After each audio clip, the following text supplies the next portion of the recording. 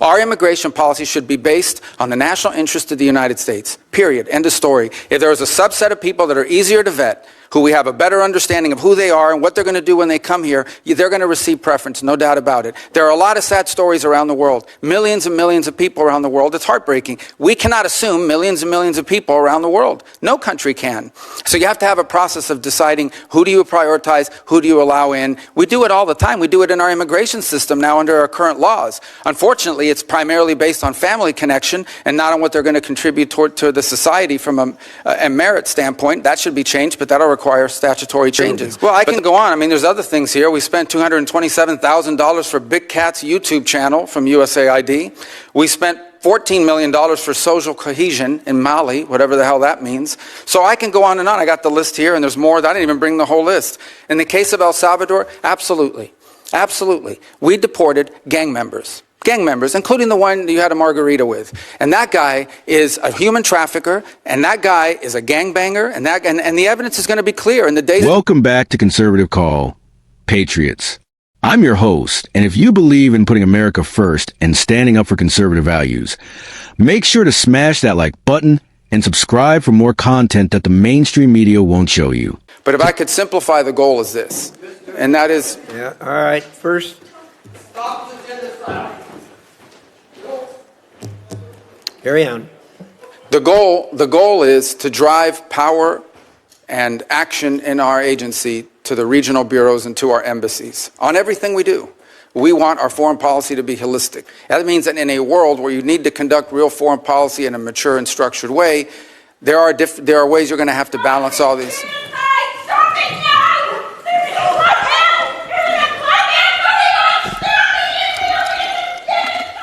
Actually, Senator Rubio, we're making progress. There's protesting in English now. Oh, remember that? Yeah. Remember last time. So we have to understand, and that's why we think it's so important that our regional bureaus be at the core and at the heart of everything we do. And the reality is that there are many of these programs. Some are good programs. Some make all the sense in the world, and we wanted to pursue those programs. Some of these programs make all the sense in the world, But I want to move to Ukraine because we heard the conversation that the president had with Vladimir Putin, the phone conversation where Putin didn't agree to any meaningful negotiation that would end this war in Ukraine. As President Trump has admitted, Vladimir Putin is taking him for a ride. Now, we have a bipartisan bill in the Senate that's led by Lindsey Graham. It has 80 sponsors. I understand that the House members are ready to take this up on a discharge petition if we pass it out of the Senate. How much longer until we rein Putin in? And are you prepared to support that sanctions bill that Graham and Blumenthal and 78 other members of the Senate support? Well, let me answer your last question first, and that is about the bill. We obviously can't control what Congress does, and we've told the Russians this. Not now, 6-8 weeks ago. I believe, Senator Shaheen, you were involved in a conversation that made it clear to the Russians what would happen if there was no progress made. And that's been repeated multiple times. I would also make this point, and it's important. Every single sanction, not one sanction has been lifted on the Russians. Every single sanction that was in place under the previous administration remains in place. So this idea we've given up leverage, well, we have the same leverage today we had under the previous administration. Well, Mr. Secretary, I would argue that the leverage that we've given up is taking NATO membership off the table, taking away a commitment to continue to help the Ukrainians with intelligence sharing and with military equipment and arms that they need to help fight this war. Well, that continues. There was a pause for 1 week. All of that was restarted. That was intelligence sharing, though, but it doesn't cover the equipment and arms. Oh, absolutely. That program has not been rescinded. They continue to receive armaments from the United States. To fund what the Ukrainians need as the president, and are you prepared to pass another supplemental bill to support them. Well, if that's they a need different it. decision. That's a different question. That's not up for me to decide. The White House would have to make a determination about whether to come to Congress for a supplemental. But everything that's been approved and congressionally appropriated is ongoing. In fact, to the extent that the Ukrainians have asked for anything additional, what they've asked for is air defenses, Patriot units, which frankly we don't have. But we are working closely with our NATO allies. There are NATO allies that do have some batteries of Patriot missiles that they could provide or transfer over to the Ukrainians to defend, for example, the airspace of Kyiv and other places. And we've been encouraging in that front and working alongside our partners there to get deliveries of some of these systems. As you can imagine, none of these countries want to give up their Patriot systems either. But we can't make them fast enough, and part of the challenge we have in Ukraine is that munitions are being expended substantially faster than the ability of the broader West, not just us, but the West, to produce them. Now, that said, on the issue of Ukraine, here's what we can all agree on. There is no military solution to this crisis. Right. It will have to end in a negotiated settlement. And the fundamental challenge we have in Ukraine is this. Russia wants what they do not currently have and are not entitled to, and Ukraine wants what they cannot regain militarily. And that's been the crux of the challenge. I don't disagree with that at one level, but on the other hand, what Vladimir Putin is doing now is playing for time, and he's playing this president like a fiddle. And the longer he plays it, the more opportunity he has to gain territory in Ukraine, and the harder it's going to be to get him to the table. What we need to do is to put pressure on Vladimir Putin in every way we can to ensure that we can get them to the negotiating table. Well, I disagree with this playing with a fiddle analogy, because the truth of the matter is when Vladimir Putin woke up this morning, he had the same set of sanctions on him that he's always had since the beginning of this conflict, and Ukraine was still getting armaments and shipments from us and from our allies, and the European Union is about to impose additional sanctions, and the U.S. is looking for no Patriot batteries to be able to transfer from other NATO nations into Ukrainian hands. And what the president's trying to do is end a war. He's trying to end a bloody, costly war that neither side can win, and people are dying every single day. But this notion that what has Putin gained throughout this? He hasn't gotten a single concession. He hasn't gotten a single sanction lifted. And the more time he gets without additional pressure on Russia, the more incentive he's got to continue to gain territory and continue to play for time. But I want to just get to a final question because my time is running out. And that is, I recently wrote a letter to you about the issuance of executive orders on thousands of Afghan allies. These are people who fought alongside our military during the war in Afghanistan. They've been stranded in Qatar and Albania and Pakistan and Afghanistan. These are individuals who have been vetted already. They're ready to travel to the United States. And the question I have is this administration going to allow them to come to the United States as it promised? Because unless we're willing to keep our commitments to those people who were willing to fight and die alongside of us, then how can we ever ask people to do that again? Yeah, a couple points. Some of those are I think the issues that's getting mixed up here is whether we are going to pay for them to fly to the United States once a visa is issued, or whether they have to find their own transportation to the U.S. So there's two separate topics: our payment to move people forward, but also the issuance of the visas. And when that is still going through an internal review as to who is going to be allowed in, there's been a review of the vetting process that's been used. Frankly, there have been some errors found in the previous vetting process that we're concerned about, and I'm separating out from that audience people who we have closely vetted because we've been working alongside them for many years with regards to their service alongside our intelligence forces or special operators on the ground from the broader. Remember, they're also bringing dependents with them. And so there were some concerns early on about freezing or slowing down this program until we could determine whether we were properly vetting people to come towards the United States. And that process is ongoing, and I think we'll have more concrete answers for you, which I know is not satisfactory at this moment, but we've obviously had a lot going on. But this is something that we've heard a lot from both our DoD partners and others in the intelligence community, and we're working to make progress on that. I'm out of time, but just to clarify, on last week, Secretary Noem announced that temporary protected status, which I understand is not exactly the same, but for over 8,000 Afghans would end on July 12th. Many of those people are people, again, who fought and died alongside of our men and women in the military. And for us to send them back to sure death at the hands of the Taliban is just not what they were promised when they agreed to fight with us. Thank you, Mr. Chairman. Mr. Secretary, I wanted to talk to you about the president's personal business interests.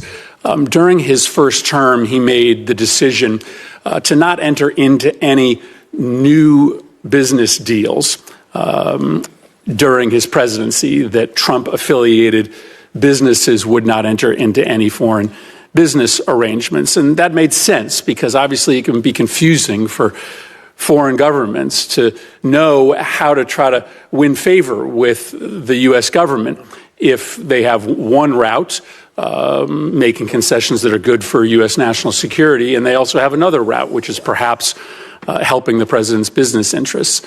The president obviously changed that policy, and in this administration, his business interests are announcing new agreements and new investments into those business interests by foreign governments. And I think it stands to reason that creates a real problem for foreign policy, and it creates a problem for foreign governments in which they don't exactly know what the best way is to try to get on good terms with the U.S. government and with the White House. Is it to do what's right for American national security, or might it also be to do a business deal with the President of the United States or the entities that he controls? Just to clarify, when the President's businesses are engaged in negotiations, for instance, with the UAE on their stablecoin business, there was this big investment announced recently. You are not part of those negotiations. Those are being done by the president's family or those representing the president's business. Yeah, I'm not aware the president's involved in managing any business. He's other than the presidency of the United States. His family is allowed to make business deals. They continue to operate the enterprises that his family ran. I also don't accept the notion that these deals, for example, in Saudi Arabia or the UAE or Qatar, had anything to do with the president. For example, the Qatar bought $200 billion worth of airplanes from Boeing. The president's not as far as I know, not a shareholder, certainly doesn't own Boeing. So the overwhelming, if you look at the deals that were structured, they were involved in investments in the United States. That's the deals he signed, and or investments in, for example, the UAE or Saudi Arabia involving artificial intelligence. UAE did announce a massive investment in World Liberty Financial, and World Liberty Financial is controlled by the president. And the president does actively engage in these businesses. He uses his social media to market the businesses that are being run by his family. I mean, just go on to his social media feed and you will see him marketing his meme coins. So that is the president of the United States. That is not his son's doing. But that, just to be clear, that was not part of this. That was not an announcement as part of this trade visit that was conducted into the Middle East. Well, whether or not it was made during the time the president was there are obviously business deals being done between Trump entities and these countries. Let me ask you about the one that is probably most confusing to this committee, which is the planned gift of a plane to either the United States government or the president. Is it your understanding that this luxury plane that Qatar has offered the president, and the president has announced he is willing to accept, is a gift to the United States government, or is it a gift ultimately to the president himself that he can use in his library? Well, you'd have to talk to the Department of Defense, because this is a replacement or at least a temporary bridge plane for Air Force One, the new Air Force One, which is way off its delivery schedule. And so that would have to be with the Air Force. They operate Air Force One.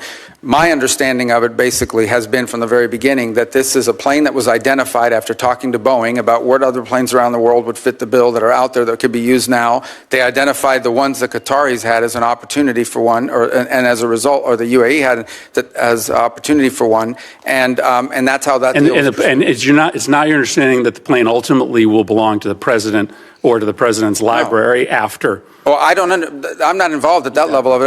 I've never heard that before. What I've heard is that plane will replace Air Force One, which is an Air Force plane. Let me ask you about the dinner that's happening this Thursday night. The president has offered access to him to the 200 top purchasers of his meme coin. Reports are that maybe about half or more of those individuals who will be meeting with him, many in a VIP reception, are foreigners. Do you have a list of those foreign individuals who will be meeting with the president? I don't. I don't know anything about it. I didn't even know there was a dinner on Thursday night, so I'm not sure what you're referring to.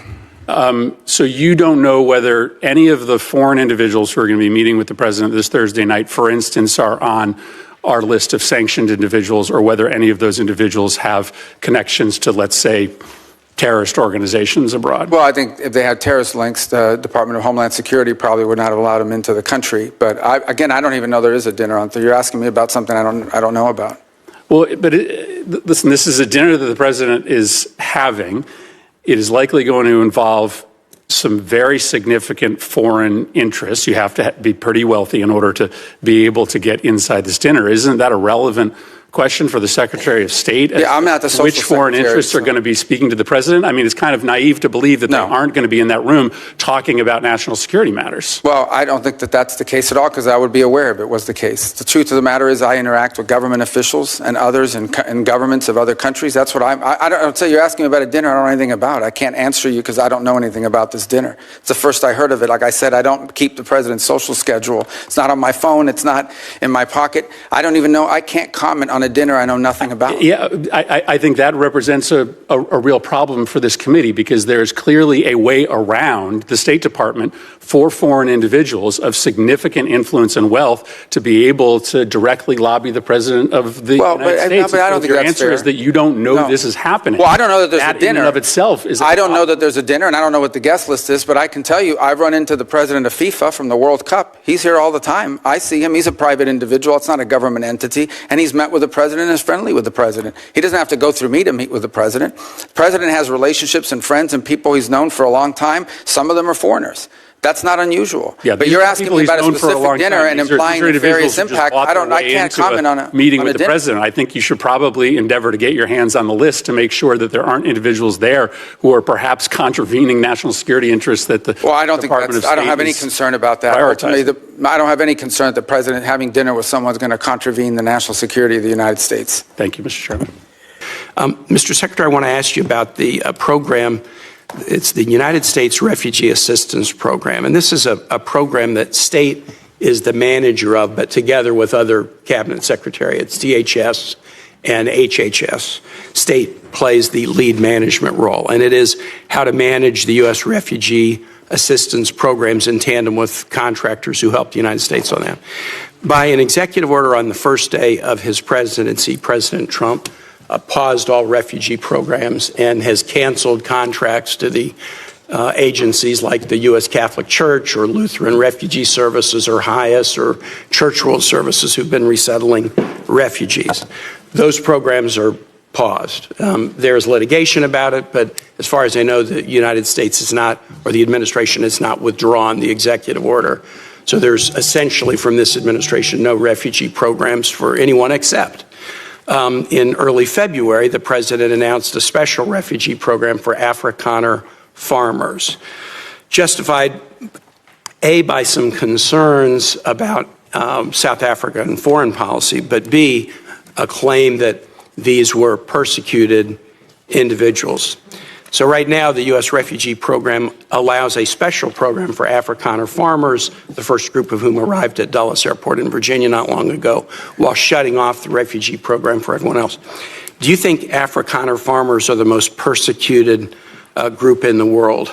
I think those 49 people that came certainly felt they were persecuted, and they passed every sort of check mark that had to be checked off in terms of meeting the requirements for that. They live in a country where farms are taken and land is taken on a racial basis. Okay. Do you think they're more persecuted than Uyghurs or Rohingyas, or more persecuted than political dissidents in Cuba or Venezuela or Nicaragua, or more persecuted than those who would be threatened should they be returned to Afghanistan by violence by the Taliban? Well, the problem we face there is the volume problem, okay? If you look at all the persecuted people of the world, it's millions of people.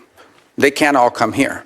And we had refugee programs. So why prioritize Afrikaner farmers? Well, because it's a small subset. It's a new issue, and the president identified it as a problem and wanted to use it as an example. But that's different from having these refugee programs that were basically spending money to put people up in communities and accommodate them, and it was acting as a magnet. Millions of people in this country illegally, and today the border is sealed. Let me challenge you, and I'm just going to say for the public, if you want to understand about the quote, persecution of Afrikaner farmers.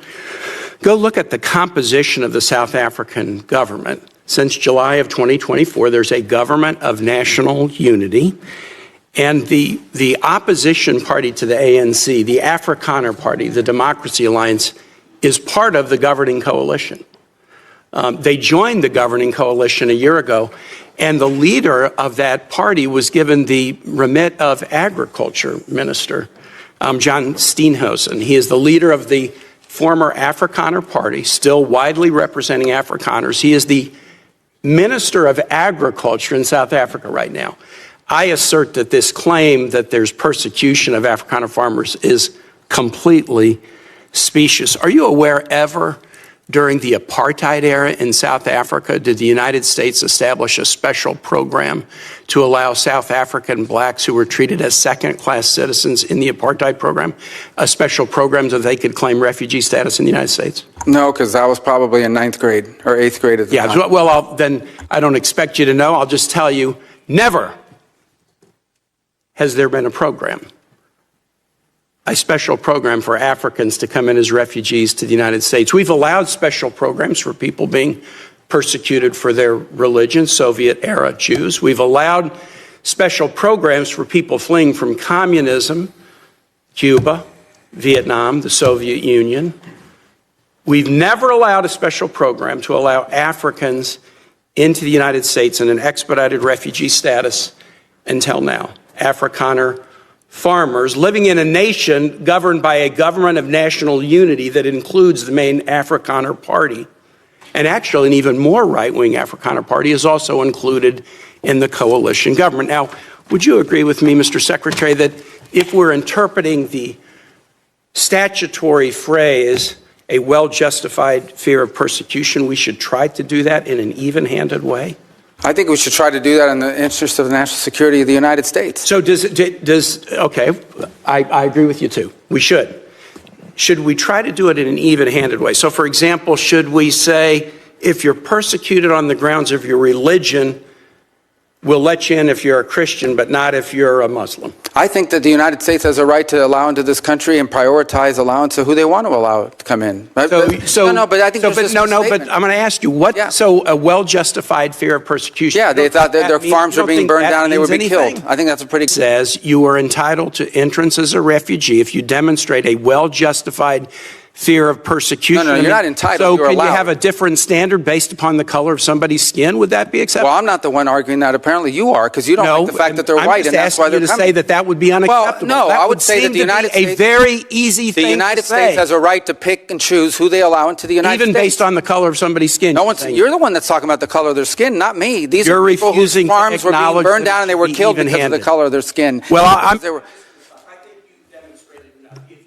Well, you've demonstrated enough because you think anyone should be allowed into this country for any reason because they met a certain criteria. Who has said that? We are going to prioritize people that come into our country on the basis of what's in the interest of this country. That's a small number of people that are coming. But you said this weekend that but there in other would be more. cases, it's harder to vet. In other cases, it's more difficult. And by the way, the United States admits people every year. 1 million people come to this country every year legally. 1 million and people now a year come to this there country is legally. one group of people that have an easy pass into this country. For the first time, this administration has said Afrikaners get an easy pass and refugee programs for the remainder of the world are shut off. And you can't say to the American public that we should apply this statute in an even-handed way. No, I think it should be applied in a way. No, well, you shouldn't be shocked. It should be applied in the national interest of the United States. Our immigration policy should be based on the national interest of the United States. Period. End of story. If there is a subset of people that are easier to vet, who we have a better understanding of who they are and what they're going to do when they come here, they're going to receive preference, no doubt about it. There are a lot of sad stories around the world. Millions and millions of people around the world. It's heartbreaking. We cannot assume millions and millions of people around the world. No country can.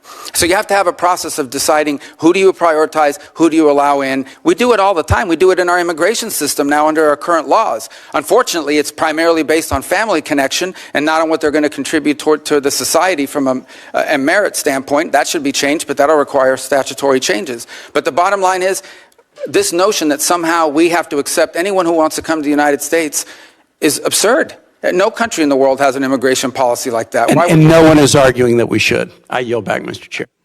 Mr. Secretary, you and I served together in Congress for 15 years. We didn't always agree, but I believe we shared some common values. A belief in defending democracy and human rights abroad, and honoring the Constitution at home. That's why I voted to confirm you. I believed you would stand up for those principles. You haven't. You've done the opposite. And you used to speak with conviction about the importance of foreign aid as a tool to advance American values and interests. Then you stood by while Elon Musk took a chainsaw to USAID and other assistance programs. That has left a staggering toll. Broken trust with countries, openings for China and other adversaries, and countless preventable deaths of children and others. Take Sudan, for example. The freezing of U.S. humanitarian assistance forced the closure of nearly 80% of the emergency food kitchens there. 2 million famine-affected people were left without access to food. People died because of those actions. Mothers, fathers, and children. Tons of emergency food that could have saved their lives was left rotting in warehouses because you and Elon Musk refused to let USAID do its job. Sudan is a country where, by the administration's own determination, a genocide is unfolding in Darfur. But here's where it goes from cruel to despicable. While cutting off food aid to Sudanese families living through an actual genocide, you're fast-tracking white South Africans for refugee status under a manufactured claim that they are the victims of genocide. You tried to block the admission of individuals who had already been approved to come here as refugees while making bogus claims to justify granting such status to Afrikaners. You've made a mockery of our country's refugee process, turning it into a system of global apartheid where political ideology and race, more than truth or need, matter. And while you've turned away from a genocide in Sudan and invented one in South Africa, you teamed up with President Trump to throw the Ukrainian people under the bus and have been played like a fiddle by Vladimir Putin. Of course, Donald Trump not only said he would end the war in Ukraine on day one, he also said he would end the war in Gaza on day one. And yet last week you were all running around to Gulf states, giving away very sensitive American AI and chips technology, but doing nothing to end the war in Gaza and get the remaining hostages returned. You know that for 78 days, the Netanyahu government did not allow a scrap of food to enter Gaza to reach over 2 million civilians. 57 children have died from malnutrition so far, and more than 14,000 children are in imminent danger of dying of starvation. As Cindy McCain said last week, and I quote, "Families in Gaza are starving while the food they need is sitting at the border." That is a gross violation of both U.S. and international law. What did you do? Nothing. Not once did you publicly call upon the Netanyahu government to end the blockade. Fortunately, other countries spoke out, and now we see a tiny trickle going in. Where have you focused your energy instead, Mr. Secretary? Well, your first trip as Secretary of State was to El Salvador, not to promote democracy, but to cozy up to President Bukele, who calls himself the world's coolest dictator. The result was a cash for collusion deal to deprive people living in America of their constitutional rights to due process. The Supreme Court, in a 9-0 decision, instructed you to facilitate the return to the United States of Abrego Garcia, who the administration admitted was wrongfully deported to El Salvador. Your response? You've openly flouted judicial orders. When asked whether you have been in touch with El Salvador to return Abrego Garcia, you boasted, quote, "I would never tell you that. And you know who else I would never tell? A judge." Clearly, you don't care about the Fifth Amendment right to due process, and you don't care about the First Amendment either, since you've been very busy snatching students off of college campuses for exercising their right to free speech. You dredged up a relic from the McCarthy era to claim that student protesters posed a threat to the foreign policy of the United States. Give me a break, Mr. Secretary. You know as well as I do this isn't about national security, it's about punishing free speech. And you know that in America, the government doesn't get to use its power to punish speech it doesn't like. Yet in March, You boasted about revoking student visas, saying, and I'm quoting, "We do it every day. Every time I find one of these lunatics, I take away their visa," unquote. Let's look at one of those lunatics, Mr. Secretary, Ms. Ozturk. Her crime was co-authoring an op-ed in her college paper critical of Tufts University's response to the war in Gaza. Your own department found zero links to terrorism, no anti-Semitic statements, but you still yanked her visa and shipped her off to detention in Louisiana. And the list goes on and on. The federal judge in the case of Mohsen Madawi, who is the Columbia student who was ambushed by federal agents at his citizenship appointment, said, and I quote, this is the judge, "Legal residents not charged with crimes or misconduct are being arrested and threatened with deportation for stating their views on the political issues of the day. Our nation has seen times like this before, especially during the Red Scare and Palmer raids. Like the McCarthy-era witch hunts of the 1950s, your campaign of fear and repression is eating away at foundational values of our democracy. Back then, it took one voice, Attorney Joseph Welch, to cut through the hysteria with the simple question that marked the beginning of the end of that shameful era. He asked Senator McCarthy, have you no sense of decency? And I would ask you the same, Secretary Rubio. But you have shown through your words and your actions what the answer is. And I have to tell you directly and personally that I regret voting for you for Secretary of State. I yield back. May I respond? You may sit. Well, first of all, your regret for voting for me confirms I'm doing a good job, based on what I know. Well, that's just your a record and flippant what you statement, stand Mr. for. Secretary. Can I respond, Mr. Chairman? You may. I didn't Okay. ask Senator, questions. please let the Secretary have I'd be the floor. happy to, but then I can respond to his. Your time's up, Senator, and willfully used, I might add. Well- Your remarks do not represent the view of this committee. Well, Mr. Chairman- Secretary, please. Well, I'd like to. I can't respond to everything he said because much of these are untrue, but I'll go through a few. First of all, I'm actually very proud of the work we've done with USAID. For example, I don't regret cutting $10 million for male circumcisions in Mozambique. I don't know how that makes us stronger and more prosperous as a nation. I raised don't regret Sudan, Mr. psychosocial Secretary. support services. I raised USAID. Sudan, Mr. Secretary, Can I not respond, Mr. Mozambique. Chairman, or do I? Senator, I'd ask you to suspend. You had 7 straight minutes of I chose really to not- use my time that way, Mr. Chairman. That's my right to Please use my suspend time that way. Secretary Rubio. Well, I can go on. I mean, there's other things here. We spent $227,000 for Big Cat's YouTube channel from USAID.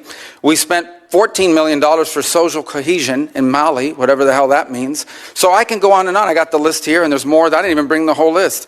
In the case of El Salvador, absolutely.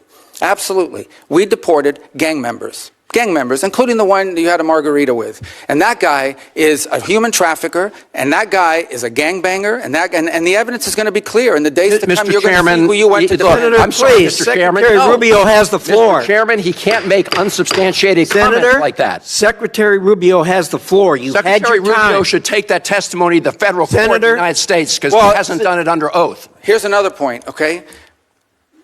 There is a division in our government between the federal branch and the judicial branch. No judge in the judicial branch cannot tell me or the president how to conduct foreign policy. No judge can tell me how I have to outreach to a foreign partner or what I need to say to them. And if I do reach to that foreign partner and talk to them, I am under no obligation to share that with the judiciary branch. Just like a judge cannot order me to negotiate with a foreign minister of Russia, they cannot order me to negotiate with a foreign minister or the president of El Salvador. And if I did negotiate with them, which we have responded to them, and we've told them, we've had communications with the president of El Salvador. I am under no obligation, under our division of powers in this country, and to share with the judicial branch how I conducted diplomacy of the United States. It would actually be counterproductive. If I started sharing with courts, or frankly, with the media, my conversations with foreign leaders and all of their details, no foreign leader would talk to me again.